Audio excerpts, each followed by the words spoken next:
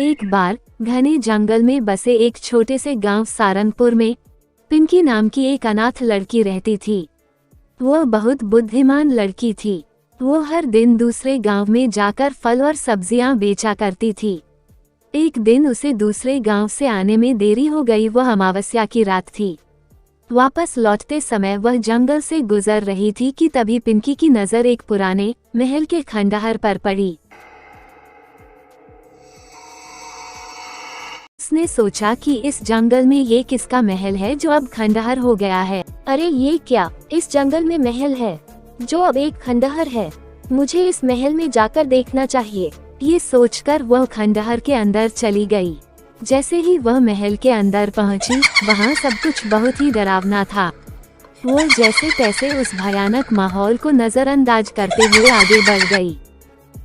जैसे ही वह आगे पहुंची, वहां उसने देखा कि एक चुड़ैल और दानव आपस में बातें कर रहे थे। भाई, आज अमावस्या के दिन हमें फिर से एक बलि ढूंढनी होगी ताकि हमारा यज्ञ सफल हो सके।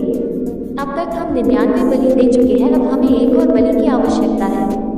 हाँ बहन, अब एक बलि और, फिर हम अत्यंत शक्तिशाली हो जाएंगे। पिंकी वहां रखे एक पत्थर के पीछे छुपकर बैठ गई। जैसे ही वह दानव अपना शिकार ढूंढने के लिए आगे बढ़ा, पिंकी घबराकर उठने लगी। तभी घबराहट में उससे वहां रखा पत्थर हिल गया। दानव भाई और चुड़ैल बहन को वहां किसी के होने का आभास हुआ। तभी उन्होंने पिंकी को वहां देख लिया और उसे अपनी शक्तियों से कैद कर दिया। पिंकी बहुत बुद्धिमान लड़की थी। उसने स्वयं को बचाने की योजना बनाई। उसने उन दोनों भाई बहनों से कहा, आप दोनों में से सबसे ज्यादा शक्तिशाली कौन है, जिसका यहाँ पर राज चल रहा है? यहाँ का राजा मैं हूँ। इस पूरे इलाके में मेरा राज चलता है। नहीं, मैं तुमसे अधिक शक्तिशाली हूँ। तुम मेरे बिना कुछ नहीं हो।